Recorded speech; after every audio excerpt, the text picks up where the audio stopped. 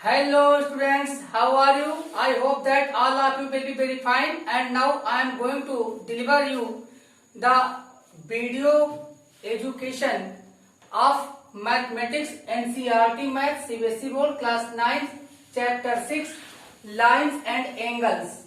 So students, I have decided to divide the chapter into two parts. This is the first part of the video. In this chapter, students, we will study about the following, and this chapter contains 4 axioms and 8 theorems. Students, according to axioms, but before we describe about axioms, first we will learn something basic about geometry. We will start from angle. So students, zero angle. An angle, students, let it is a ray OA and another ray OB just lie over the OA. Then the angle OAB, angle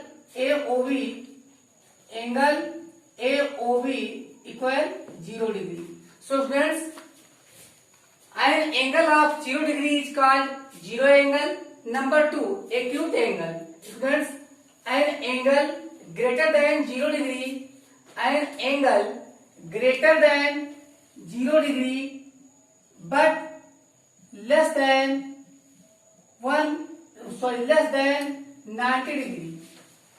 Students, between this boundary each angle is called acute angle. Now you may understand that angle AOB1, AOB2, AOB3, AOB4, AOB5, AOB6 and AOB7 are called acute angles. Now students, right angle. An angle greater than 0 degree but less than 90 degree is called acute angle. Now refer to right angle. So an angle of 90 degree, let a ray OA and another ray is perpendicular to this angle. This ray here becomes 90 degree. Then angle AOB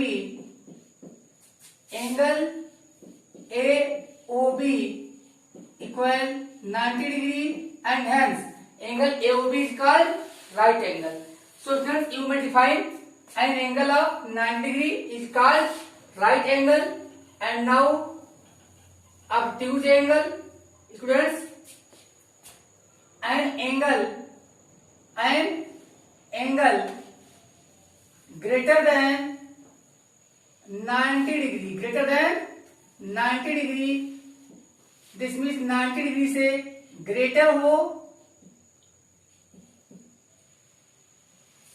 but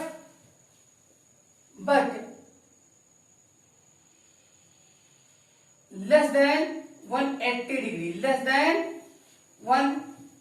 degree, you can thus angle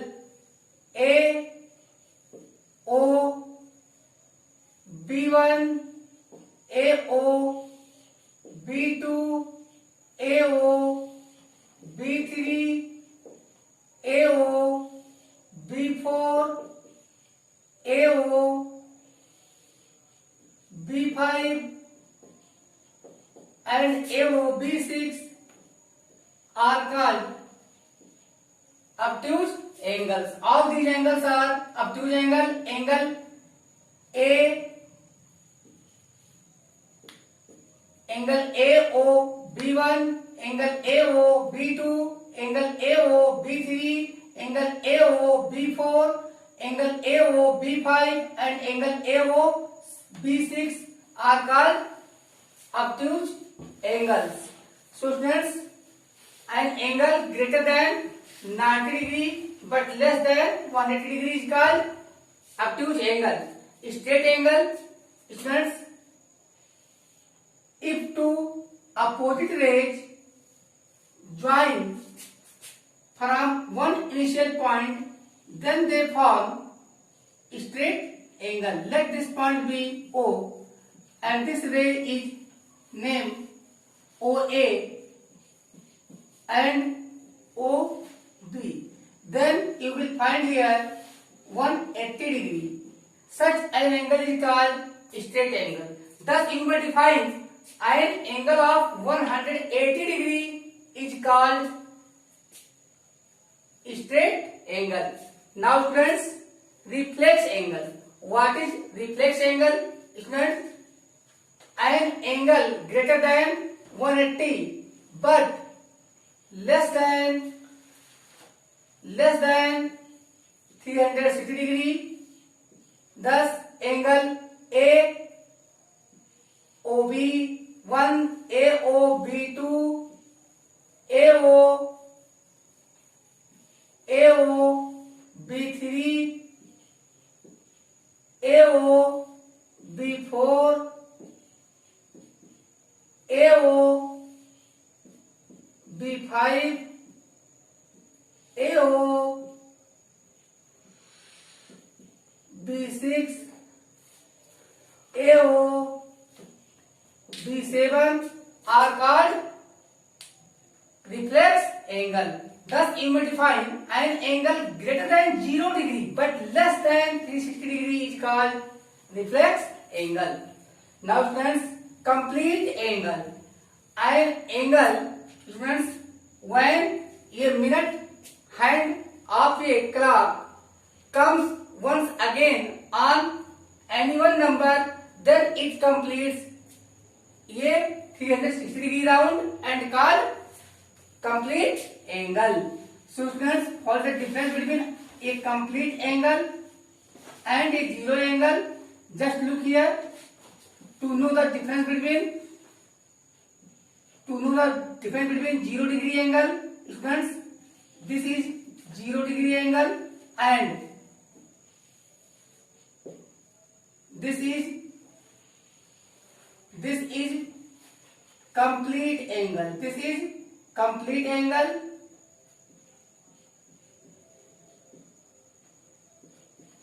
Angle AOB is a complete angle because this ring shows the complete rotation. This ring shows the complete rotation. Hence, this is complete angle and this is zero angle.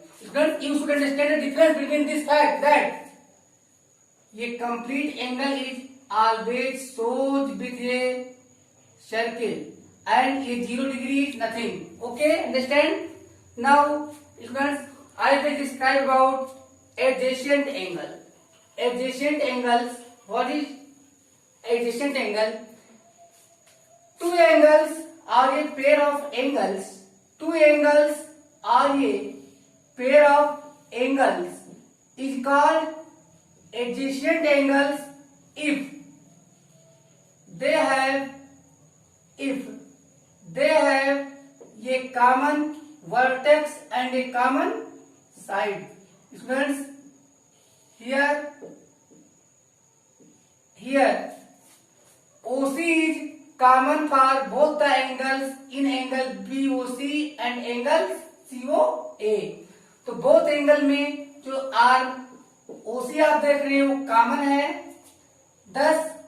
तो इसमें if angle AOB equal angle AOC plus angle COB, then this pair of angle is called adjacent angles because OC is common side or arm. OC is common side or arm and O is the common vertex. So students, now you may define the two angles, a pair of angles having a common side arm and vertex O is called adjacent angles. If AOB equal AOC plus COB, then angle AOB is a pair of adjacent angles. I think you understand completely. And now, students, now I am going to explain you about the axiom 6.1. Axiom 6.1. If a ray stands on a line, students, this is a line L, and a ray stands. It is not given perpendicularly. Then, if we name it A, O, B, and this is ray OC. So in the figure, if a ray OC stands on a line AOB, then the sum of two adjacent angles so formed is 180 degree. Students, first angle AOB is equal to 180 degree. Why? Straight angle. Why? Straight angles. Next, angle AOB equal angle AOC plus angle COB. Why? A pair of adjacent angles. A pair of adjacent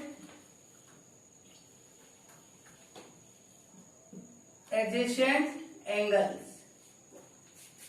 or angle AOB equal angle AOC plus angle COB equal 180 degree. 180 degree. Thus, two adjacent angles are said to be linear pair if their sum is 180 degree. Students, and now we will introduce to some geometrical terms like complementary and supplementary. Two angles are said to be supplementary of each other if their sum equals 180 degree. Same way, two angles AOC and angle COB are called complementary angles if their sum, for example, angle AOC plus angle COB equal 90 degree, then angle AOC and COB are said to be complementary angles of each other. Same way, if the sum of angle AOC plus angle COB equals 180 degree, then two angles in a pair are said to be supplementary angles of each other, also linear pair. So students, according to axiom 6.1, if a ray stands on a line, then the sum of two adjacent angles so formed is 180 degree. That has been proved. And axiom 6.2, if the sum of two adjacent angles is 180 degree, then the non-common arms of the angles form a line.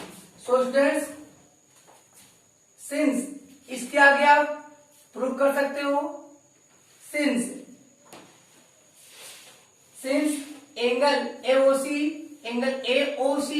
plus angle BOC equal 180 degree or angle AOB equal 180 degree, hence OA and OB are in opposite directions. Two rays OA and OB in opposite directions, and also non-common, that is not found in both angles. This means non-common means the side or arm or any part that is not in all. जो सब में ना हो उसे हम बोलते हैं non common. तो हम देख रहे हैं ओए और ओबी आर्म दोनों एंगल में नहीं है, तो ये दोनों हमारे जो आप देख रहे हैं रेज ओए और ओबी, ये हमारे कैसे रेज हैं, आप जैसे में ये लाइन फॉर्म कर रहे हैं, ये भी आपका प्रूफ है। And students exam 6.1 and 6.2 together are called adjunct of linear pair. Adjunct of linear pair. So students, now you may write about the definition of linear pair. ये pair of adjacent angles is called linear pair if their non common arms form a line, or ये pair of adjacent angle is called linear pair if they are supplementary और if their sum is 180 degree. So friends, the two axioms 6.1 and 6.2 taken together are called axioms of adjacent angles and linear pair. तो इन दो exams को क्या बोलते हैं students? 6.1 और 6.2 को लीनियर पेयर एग्जाम्स या फिर बोलते हैं हम adjacent angle exams. Now we will discuss about the remaining two exams in this lesson, that is exam number 6.3 and 6.4।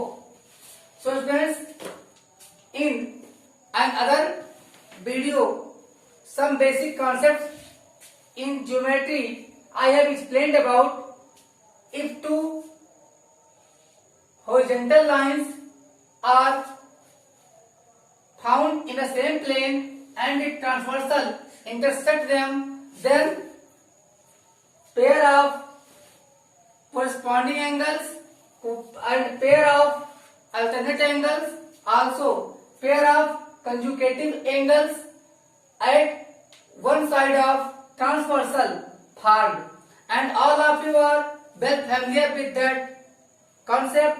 So in short, if a transversal intersects two parallel lines, then each pair of corresponding angle is equal.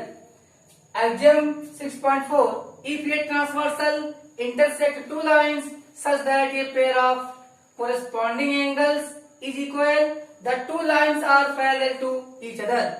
Students, these two axioms, axiom number 6.3 and 6.4 are inverse of or converge of each other as according to axiom number 6.3.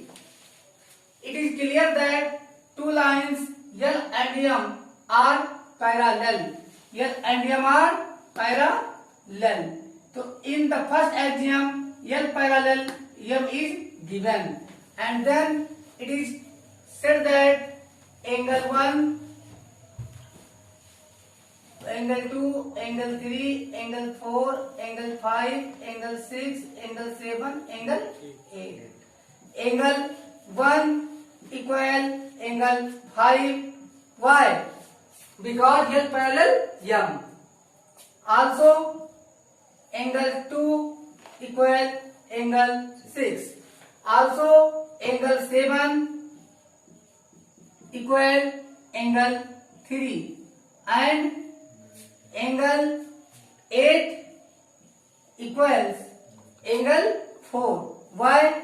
Because L parallel M, and in converse of axiom number 6.3, in 6.4, if a transversal say line M, LM and line M, if a transversal, here take N, here take 1, this is of 70 degree, this is of 70 degree, this is of 70 degree, this is of 70 degree.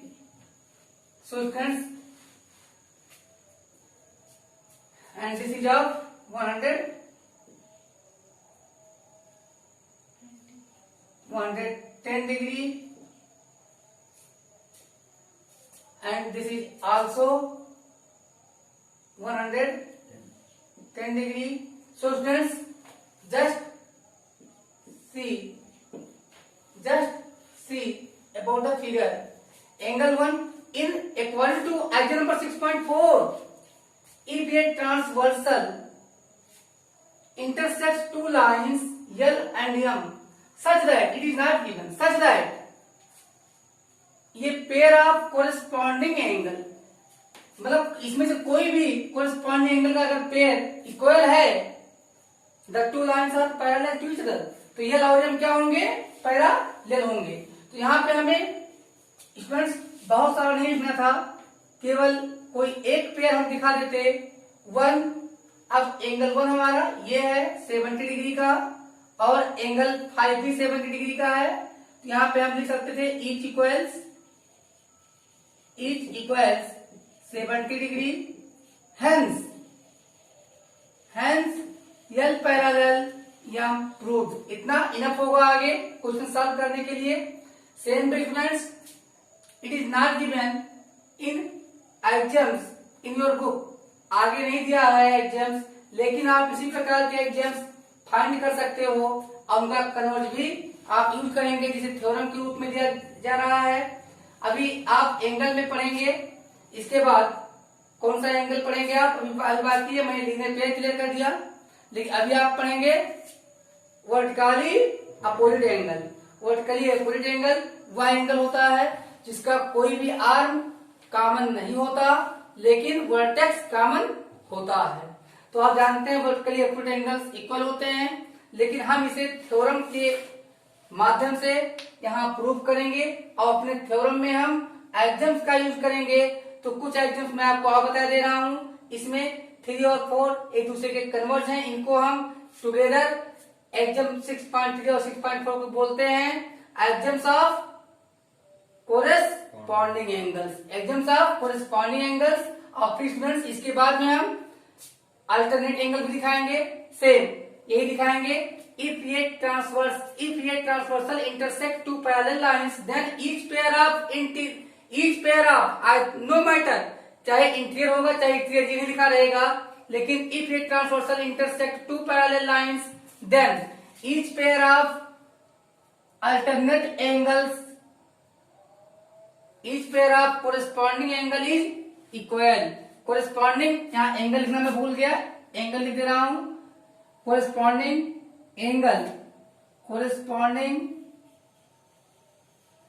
Angle is equal. तो students इसके बाद जो आप बनाओगे उसमें क्या लिखोगे? Corresponding तो हमें दे दिया है, अब आप यूज कर देंगे यहाँ पे अल्टरनेट एंगल। तो आपके 6.5 और 6.6 एग्जाम्स बन जाएंगे, जिसे आप यूज करेंगे किस नेम से? आप वहां पे यूज करेंगे उसे अल्टरनेट एंगल एग्जाम्स। 2 आप लेंगे, फिर इसी का कन्वर्स देंगे। फर्स्ट में आप जिसमें 6.5 में आप बताएंगे कि L और M पैरेलल हैं, लेकिन 6.6 में आप ये बताएंगे कि any pair of alternate angles is equal, hence L parallel M, and will use in proving two lines to be parallel to each other. Also students, now we will study about theorems, so please take photograph. So students, theorem number 6.1, this means theorem belongs to chapter 6 and this is the first theorem. According to first theorem, if two lines intersect each other, then the vertically opposite angles are equal. So students, given two lines AB, यहाँ देख रहे हैं AB, two lines AB and CD intersects each other, AB and CD intersects at वो। So students DOB and COB. So students, two lines AB and CD intersect each other at point O. To prove angle AOC equal angle AOC, यहाँ पे हमने दो equal दिखाया है line, यहाँ दो, यानी एंगल AOC को हमें एंगल BOD के बराबर या DOB के बराबर प्रूव करना है, और एंगल AOD को एंगल COB या BOC के इक्वल प्रूव करना है। So let's start. Angle AOC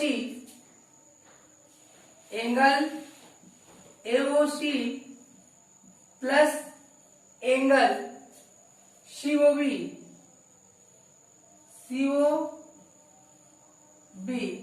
equal 180 degree y। So students, इस y का आंसर आपको देना होगा लीनियर पेयर बोल के AOC एंड COB फार में लीनियर पेयर। स्टूडेंट यहाँ पे आप एक्जियम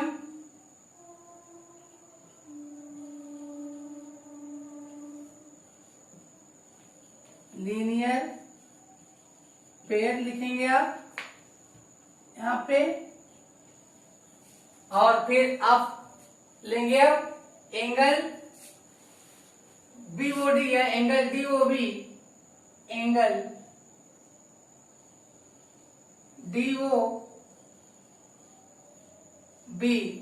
ये एंगल लेना आप DOB plus angle BOC plus angle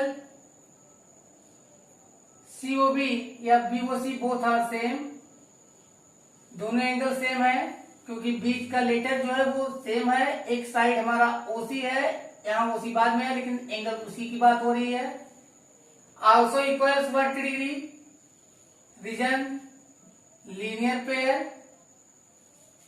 यहाँ लाइन COD पर दोनों एंगल DOB और एंगल BOC फार्म हो रहे हैं, तो यहाँ पर हम सेकेंड ले लेते हैं इक्वेशन और सेम रीजन देते हैं linear pair on line COD, और ये ऊपर AOC प्लस COB, ये ऑन लाइन AOB, ये AOB लाइन भी बना है, तो ये भी हमारा लीनियर पेयर था।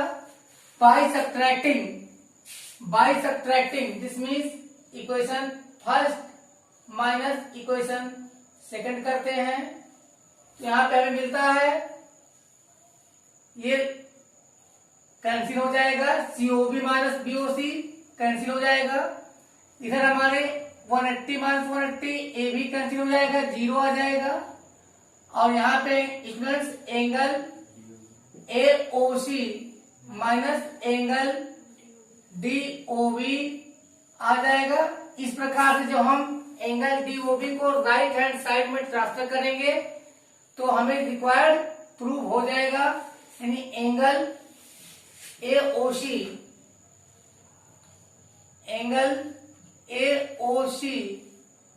Equal angle DOB। तो स्टूडेंट्स इस प्रकार ये हमारा प्रूव हो गया, और अब की बार हम इन दोनों एंगल को ले लेंगे तो प्रूव कर लेंगे ये भी। तो let's start with angle AOD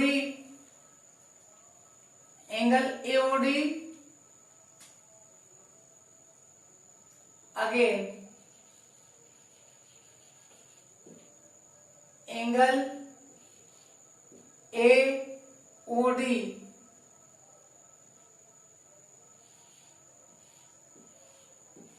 plus angle AOD plus angle BOD और DOB both are same, angle BOD equal 180 degree y।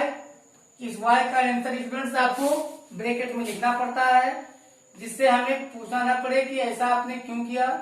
ये थर्ड है एओडी, आप देख रहे हैं एओबी लाइन पर दो एंगल बने हैं, एओडी और बीओडी। तो ये दोनों क्या होंगे, हमारे लीनियर पेयर होंगे। बहुत सारे कमेंट्स आप लोग देते रहिए। Linear pair, linear pair. इसी प्रकार स्टूडेंट्स हम देख रहे हैं अब एंगल बीओसी, एंगल बीओसी या angle COB, angle COB plus angle, तो सीओबी आप देख रहे हैं एबी एंगल। अगर हम देखें लाइन सीओडी को, तो सीओडी लाइन पर दो एंगल बने हैं, angle COB and angle BOD. तो दोनों क्या होंगे स्टूडेंट्स, दोनों हमारे लीनियर पेयर होंगे। और लीनियर पेयर क्या होते हैं, सप्लीमेंट्री होते हैं। तो यहां भी हम लगा देंगे 180 डिग्री। और स्टूडेंट्स ये हमारा फोर्थ इक्वेशन मिलता है हमें, तो हम सेम रिजल्ट लिखेंगे, लीनियर पेयर, लीनियर पेयर। और स्टूडेंट्स यहां हम अब जब सब्ट्रैक्ट करेंगे third minus second, sorry third minus fourth, third minus fourth कर रहा हूं मैं यहाँ पे।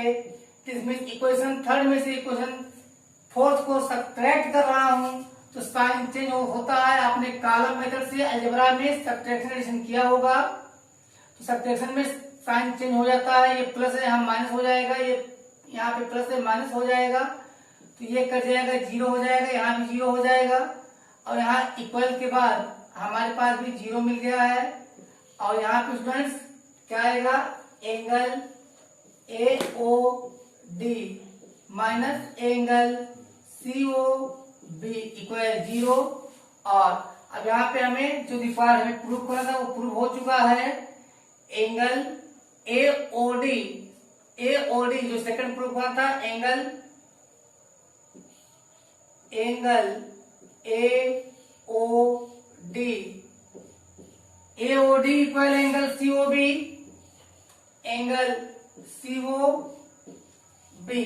तो स्टूडेंट्स ये हमारा रिक्वायर्ड प्रूव हो चुका है। इस प्रकार जब भी आप थ्योरम को प्रूव कीजिएगा तो एग्जाम्स लेकर के आप प्रूव कर सकते हैं। और ये दोनों हमें रिक्वायर्ड वैल्यू प्राप्त हो चुके हैं। तो अब आप लोग फोटोग्राफ लीजिए और फिर थ्योरम 2 के साथ मिलते हैं। And now students, theorem number 6.2, if a transversal intersects two parallel lines, then each pair of interior or exterior, कोई फर्क नहीं पड़ता चाहे वो इंटीरियर हो या एक्सटीरियर हो, बशर्ते अल्टरनेट हो, तो alternate angles is equal.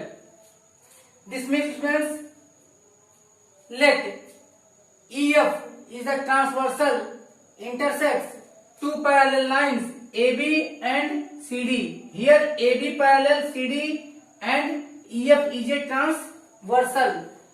Then each pair of interior exterior alternate angles. So angle 3 equal angle 6, angle 4 equal angle 5. Students, you can prove this. How? Because angle 8 plus angle 7 equal 180. Same way, angle 8 plus angle 6 equal 180 and angle 8 equal angle 5.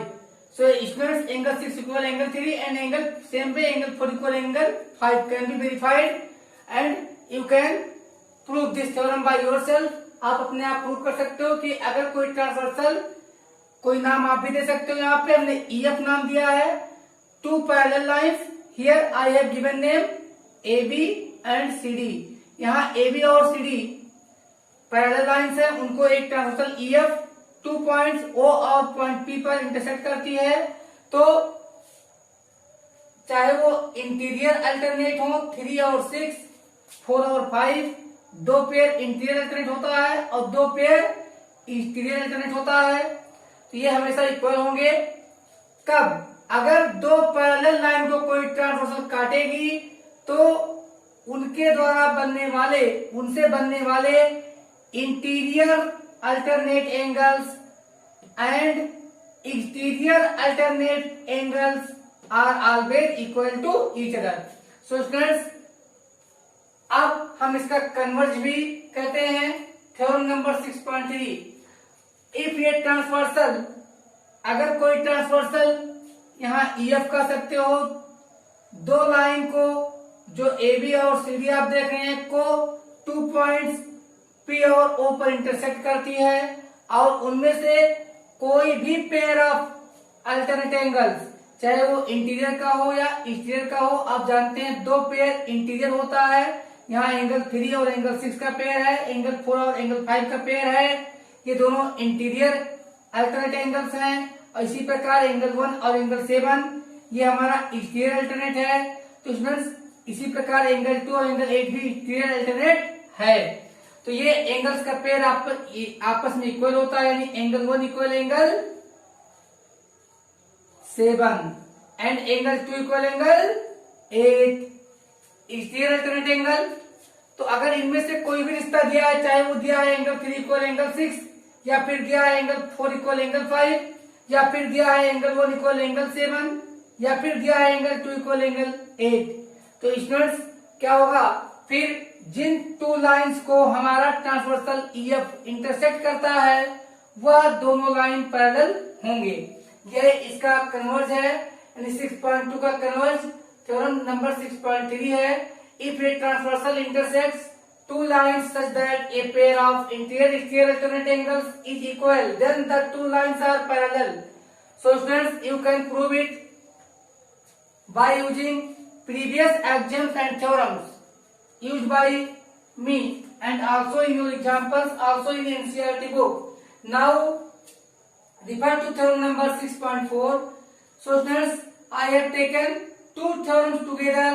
First is a theorem and second followed its converge. If a transversal intersects two parallel lines, then each pair of interior conjugative angles is supplementary. So students, यहाँ पे हमें दिया जा रहा है कि अगर कोई ट्रांसवर्सल, यहाँ पे हम E और F आपको दिखा रहे हैं बार बार कि E और F क्या है, हर थ्योरम में आप इसी को लेके प्रूव कीजिएगा। तो E और F क्या है, एक ट्रांसवर्सल है जो दो पैरेलल लाइन, यहाँ क्लियर है कि लाइन कैसे हैं, पैरेलल लाइन है। अगर AB और CD दो पैरेलल लाइन है, उनको कोई ट्रांसवर्सल EF 2 पॉइंट्स O और पॉइंट P पर इंटरसेक्ट करता है, तो ट्रांसवर्सल के एक ही ओर के एंगल को हम क्या बोलते हैं, कंजुगेटिव। सो स्टूडेंट्स, एंगल 1 और एंगल 8 ये कंजुगेटिव एक्सटीरियर एंगल है क्योंकि ये पैरेलल लाइंस के आउट हैं। इसी प्रकार एंगल 2 और एंगल 7 यह भी हमारा कंजुगेटिव एक्सटीरियर एंगल है। इसी प्रकार जब इंटीरियर की बात करेंगे तो एंगल 3 और एंगल 5 इंटीरियर कंजुगेटिव एंगल्स हैं। इसी प्रकार एंगल 4 और एंगल 6 भी हमारे इंटीरियर कंजुगेटिव एंगल्स हैं। तो ये कैसे होंगे, अगर AB पैरेलल CD गिवन है तो स्टूडेंट्स ये सप्लीमेंट्री होंगे। कैसे होंगे आप जानते हैं, इसको लेके प्रूव कर दीजिएगा, फर्स्ट दिखाइएगा। इसे angle 5 plus angle 7 equal 180 and angle 5 equal angle 6 equal also 180। Linear pair इस लाइन के साथ, इस एंगल के साथ, और इस लाइन के साथ, इस एंगल के साथ, also 6 equal 7। So angle 5 plus angle 6 equal 180 आप प्रूव कर सकते हो। इसी प्रकार एंगल 5 प्लस एंगल 3, यहाँ पे क्यों, क्योंकि एंगल 7 इक्वल एंगल 3 है, तो यहाँ एंगल 5 प्लस एंगल 7 इक्वल 180, तो यहाँ पे एंगल 3 प्लस एंगल 5 भी 180 होगा। तो आप प्रूव कर सकते हो। थ्योरम नंबर 4, जहाँ अगर टू लाइंस को कोई ट्रांसवर्सल इंटरसेक्ट करेगी तो चाहे वो इंटीरियर हो या एक्सटीरियर हो, कंजुगेटिव एंगल सप्लीमेंट्री होंगे, उनका सम 180 होगा। यानी angle 1 plus angle 8 equal to हमें इंडिकेट किया 180। इसी प्रकार angle 2 plus angle 7 equal 180। Also angle 4 plus angle 6 angle 4 this angle plus angle 6 equal 180, जो कि इंटीरियर कंजुगेटिव एंगल्स हैं। इसी प्रकार एंगल 3 प्लस एंगल 5 ये भी कंजुगेटिव इंटीरियर एंगल्स हैं। इनका सम भी 180 है, ये दोनों सप्लीमेंट्री हैं। इसी प्रकार ये दोनों सप्लीमेंट्री हैं। एंगल 1 एंगल 8 भी सप्लीमेंट्री है, एंगल 2 और एंगल 7 भी सप्लीमेंट्री है। तो इसमें आप प्रीवियस एक्सियम्स ऑफ थ्योरम का यूज करके प्रूव कर सकते हैं। अब हम converge of theorem number 6.4, that is the theorem number 6.5. According to theorem number 6.5, if a transversal intersects two lines such that a pair of consecutive interior or exterior angles is supplementary, then the two lines are parallel. तो students यहाँ पे बोल रहा है कि अगर कोई transversal, हम यहाँ एग्जाम्पल पे लेते हैं ई एफ, किसी दो लाइन, यहाँ पे हम ए बी और सी डी को दो पॉइंट, यहाँ पे हम ओ और पी लेट कर चुके हैं, इंटरसेक्ट करता है, तो अगर इनमें से कोई भी कंजुगेटिव एंगल का पेयर सप्लीमेंट्री है तो दोनों line A B parallel C D होंगे। दोनों लाइन क्या होंगे? पैरेलल होंगे। दोनों लाइन क्या होंगे? पैरेलल होंगे। सो स्टूडेंट्स नाउ अब आप समझ गए ए बी आप इसका कन्वर्स है। और नाउ अब आप लोग फोटोग्राफ ले लीजिए students.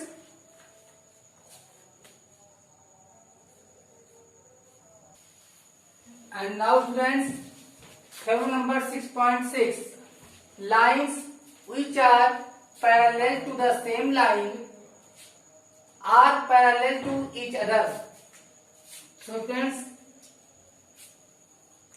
lines here, by saying line I mean line EF and line CD.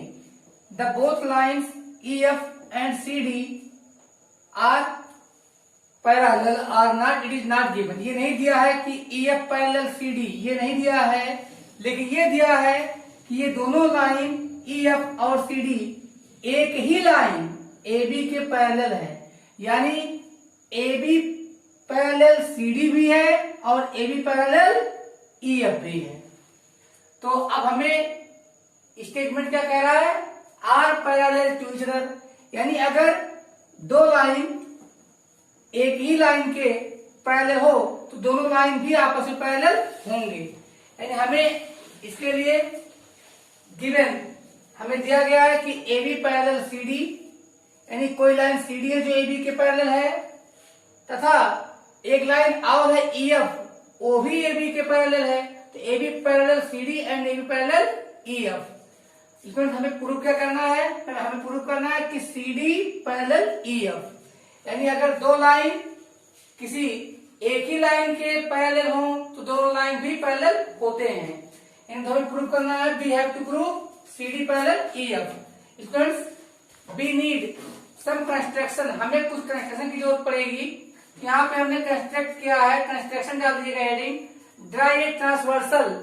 Dry a transversal, तो हमने यहाँ पे आरएस ट्रांसवर्सल ड्रा कर दिया है, intersecting AB at point O, CD at point P and EF at point Q, जो इसको intersect करते हैं। तो स्टूडेंट्स अब हम प्रूफ पे आते हैं। Students because AB parallel CD, AB parallel CD यानी दो लाइन CD और EF ये सेम लाइन AB के पैरेलल हैं, ये गिवन है। तो स्टूडेंट्स अब एंगल B हम बात कर रहे हैं AB पैरेलल CD। जब AB पैरेलल CD है तो हम यहाँ इस लाइन की बात नहीं करेंगे, केवल AB और CD की बात करेंगे। और ट्रांसवर्सल RS उसको O और P पॉइंट्स पर इंटरसेक्ट कर रही है। अब हम देखते हैं angle P equal angle B। तो स्टूडेंट्स जब हम केवल दो लाइन AB और CD के बारे में बात कर रहे हैं, AB पैरेलल CD गिवन है, ऐसे में अभी तक पढ़े एक्सियम और थ्योरम के अकॉर्डिंग यहाँ पे हम देख रहे हैं कि एंगल 5 इक्वल एंगल बी और एंगल ए इक्वल एंगल 6। क्यों होगा? क्योंकि इंटीरियर अल्टरनेट एंगल्स हैं। यहाँ पे हमने ये क्वेश्चन बनाए हैं और यहाँ पे एंगल 6 इक्वल टू ये इंटीरियर अल्टरनेट एंगल। लेकिन साथ में जब हम दूसरी देखते हैं कि A B parallel E F, तब भी अब हम लाइन सी डी को इग्नोर करेंगे और देखेंगे कि ए बी और ई एफ दो लाइन जो कि पैरेलल है गिवन है उनको आर एस 2 पॉइंट ओ और क्यू पर इंटरसेक्ट करती है। तो ऐसे में स्टूडेंट्स हम देख लेते हैं यहाँ पर कि कौन सी angle B equal angle 1, angle B equal angle 1 किस बेस पे होगा, angle B equal angle 1, this is not angle B equal angle 2, angle B equal angle 2 यहां पे होगा, एंगल बी इक्वल एंगल 2 होगा और एंगल ये इक्वल एंगल 1 होगा। सो स्टूडेंट्स यहाँ पे क्यों होगा, तो कि हम यहाँ पे हमें दिया गया है कि A B parallel E F और एक ट्रांसवर्सल आर एस इन दोनों को वो और क्यू पॉइंट पर इंटरसेक्ट करती है। तो ऐसे में एंगल बी और एंगल 2 क्यों इक्वल होंगे, क्योंकि ये कोरिस्पॉन्डिंग एंगल है और एंगल ए इक्वल एंगल 1 होगा, क्यों, क्योंकि ये भी कोरिस्पॉन्डिंग एंगल है। तो स्टूडेंट्स अब हम देखते हैं कि जब कंपेयर करते हैं तो angle 5 equal angle B equal angle 2। तो फर्स्ट और सेकंड से, तो from first and second, from first and second angle 5 equal angle 2 is equal angle B, is equal angle B. Same way angle now from third and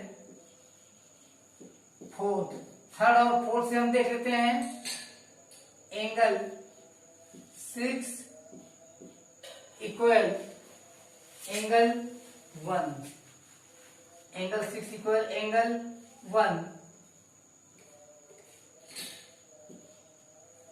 is equals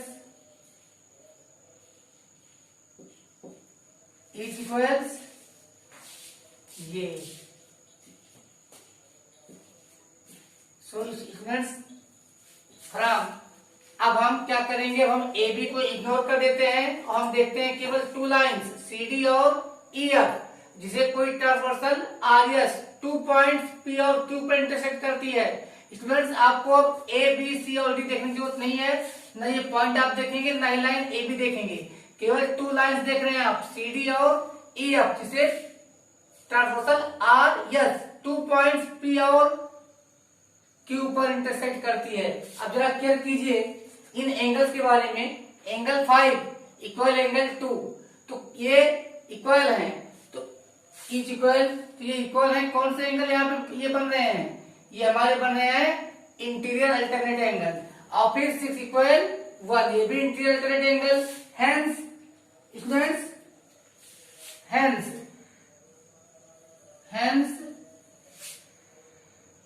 E F parallel C D proved. तो students अब आप लोग ले लीजिए photograph फटाफट। Now students theorem number 6.7, that is seventh theorem of chapter number 6। Students this is the most important theorem that will be used everywhere in geometry. So students, this theorem is also known as angle sum property, ASP in short form. The sum of the angles of a triangle is 180 degree. Students, given a triangle PQR means कोई भी triangle हमें PQR given है और हमें to prove करना है जिसमें angle P Q R plus angle P R Q plus angle Q P are equal 180 degree. इसको आप जानते हैं स्टूडेंट्स, इसे हम आर क्यू पी भी लिख सकते हैं, तो ये एंगल आर क्यू पी लिख सकते हो, इसे एंगल क्यू आर पी लिख सकते हो, और इसे एंगल आर पी क्यू लिख सकते हो, चाहिए गिवन हो। Construction, this need some construction students. हमने पी आर, जो एक साइड दिया है ट्रायंगल का पी आर, उसको हमने पी को एल तक और आर को एम तक इस प्रकार मैंने बढ़ाया है, सच दैट, यहां पे हम लिख रहे हैं सच दैट, इस प्रकार से उसे बढ़ाया गया है, such that L P R M ये लाइन कि स्टूडेंट्स इसे P को एल तक और R को एम तक इस प्रकार प्रोड्यूस किया गया है कि P L P R M, यानी ये पॉइंट सारे कोलिनियर हैं और ये एक लाइन है। तो स्टूडेंट्स अब हम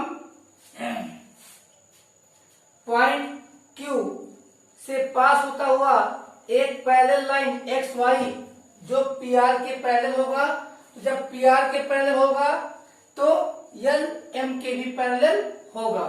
क्यों? क्योंकि एल पी आर एम ये चारों कोलिनियर पॉइंट्स हैं। सो स्टूडेंट्स नाउ प्रूफ, हमें प्रूफ देना है। तो students angle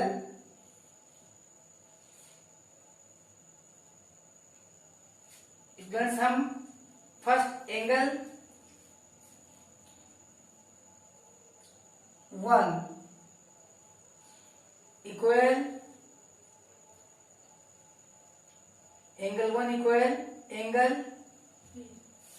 QPR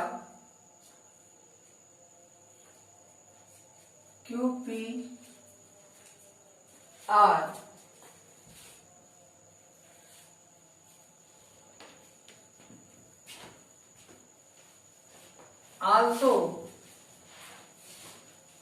angle 2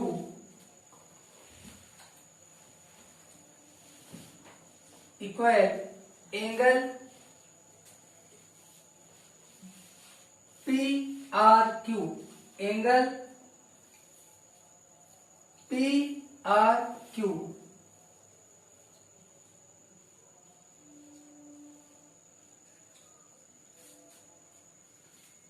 Here first we should write, हमें लिखना चाहिए x y parallel L M। How? by construction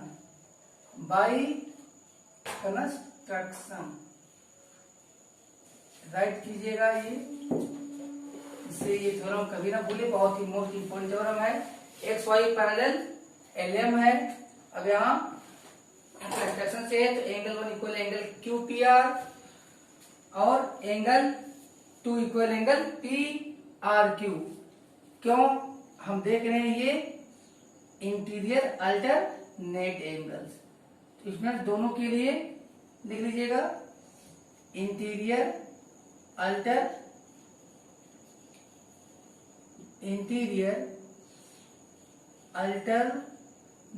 angles.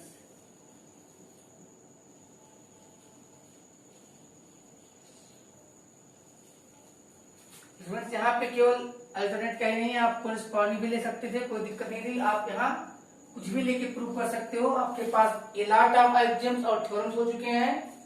With the help of that you can use your own brain and can reprove this theorem several times, as many time as you want, as you wish.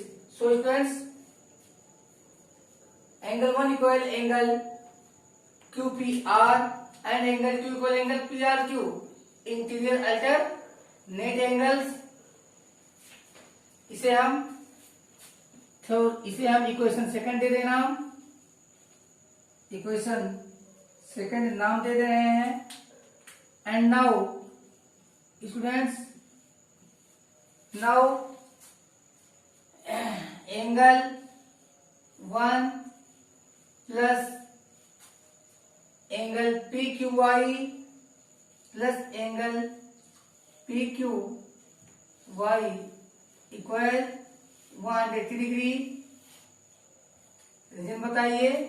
Line X Y पर angle 1 that is angle X Q P and angle P X Y, ये दोनों linear pair हैं इस कारण। तो यहां आप लिखेंगे आप लीनियर पेयर। नेक्स्ट आप देख रहे हैं यहां पे एंगल 1 को हम एंगल 1 रखते हैं और एंगल पी क्यू आर को ब्रेक कर लेते हैं। एंगल पी क्यू वाई को ब्रेक कर लेते हैं। Angle P Q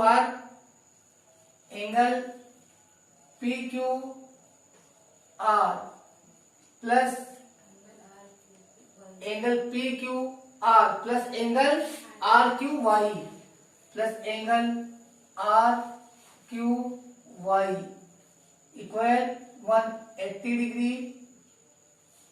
students are angle 1 plus angle 2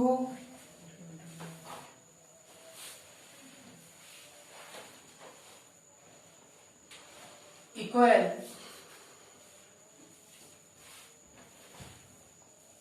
angle और angle P Q R equal P Q R equal 180 degree. अगर हम इन दोनों को ट्रांसफर कर देंगे तो we get angle 1 plus angle R Q Y that is angle 2 या इस एंगल आर क्यू वाई और angle P Q R 180 degree minus angle 1 plus angle 2 और now we will write angle PQR. Angle PQR equal 180 degree minus angle 1. So students, from equation first, angle 1 is equal to angle QPR, angle QPR plus angle 2 equal angle PRQ. Angle P R Q R students हम इसे derive कर सकते हैं angle P Q R plus angle Q P are plus angle P R Q equals 180 degree. Students, here angle QPR equal angle 1 है, यहाँ angle 1 की value लिखी गई। इसी प्रकार एंगल 2 की वैल्यू एंगल PRQ है इक्वेशन सेकंड में, तो वही वैल्यू यहाँ पे लिखी गई है। और अब हम प्रूव कर चुके हैं यहाँ पे, और यहाँ पे angle PQR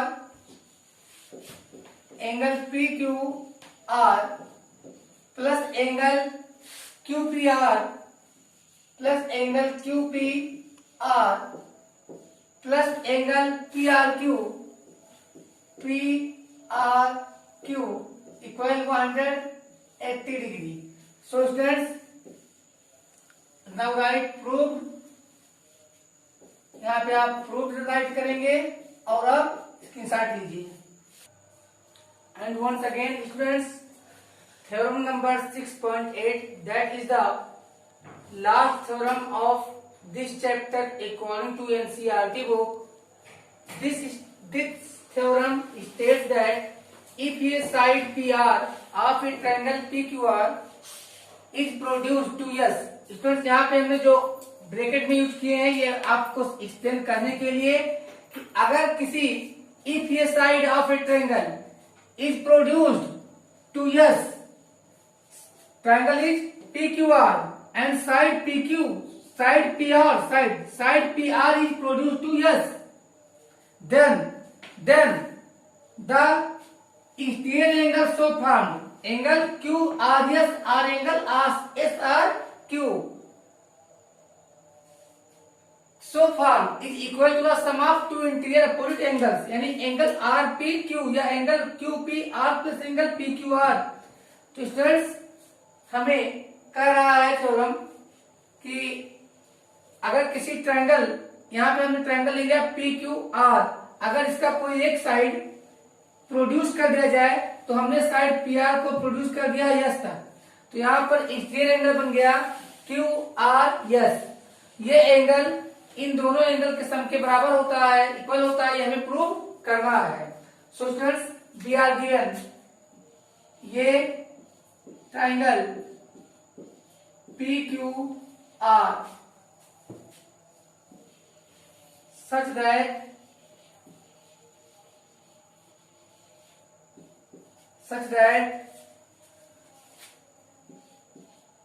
PR is produced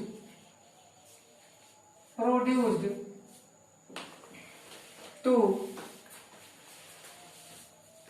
yes।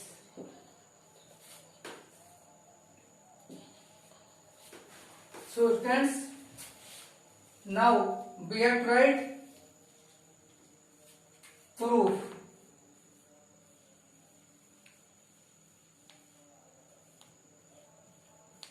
So students, first of all, angle P R PQR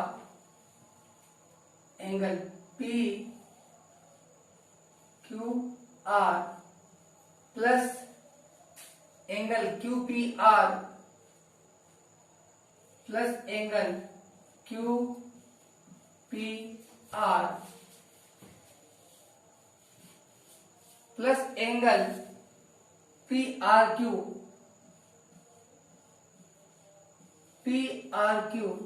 equal 180 degree, or students this can be written as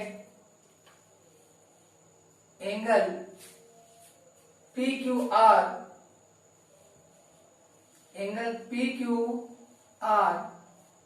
plus angle QP plus angle QPR equal 180 degree minus angle PRQ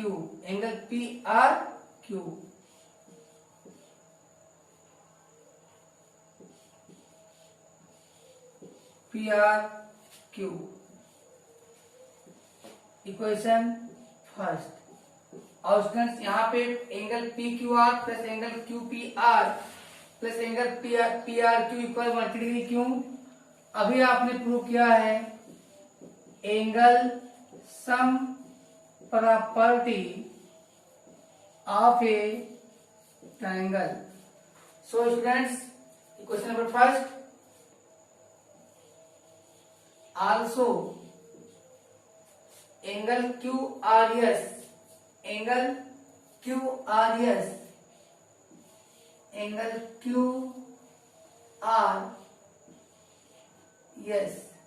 equal angle QRS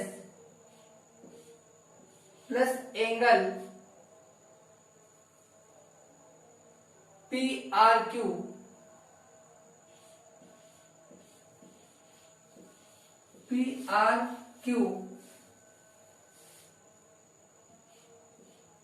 equal 180 degree y linear pair, linear pair, यहां पे ये linear pair है। QPS, QRS, QRS angle 1 and PRQ, ये angle हम यहाँ पे दिखा रहे हैं आपको। ये एंगल का सम मल्टी, क्योंकि दोनों लीनियर पेयर हैं ऑन सेम लाइन PRS पे। So students, this relation also can be written as angle QRS, angle QRS equal 180 degree minus angle PRQ. This say equation second. Now by subtracting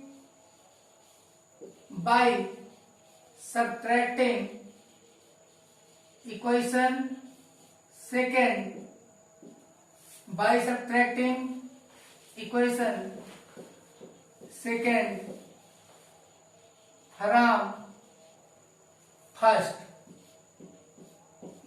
we get here angle PQR, angle PQR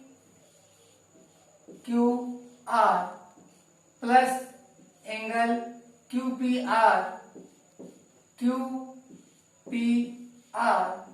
minus angle QRS equal 0। और students अभी आप prove हो गया हमारा angle PQR, angle PQR plus angle PQR plus angle QPR plus angle is equal to, हम इसे right hand side पर करेंगे तो क्या आ जाएगा QRS। Inverse can also be proved, इसका इनवर्स भी आप प्रूव कर सकते हैं। यहाँ पे राइट कर लीजिए प्रूव्ड, और इसका कन्वर्ट भी आप इधर लिख सकते हैं angle QRS, angle QRS equal angle PQR plus angle QPR।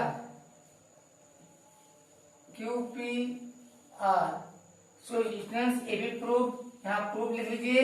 और अब हम लोग नेक्स्ट वीडियो में एक्सरसाइज के साथ मिलेंगे। तो गुड नाइट।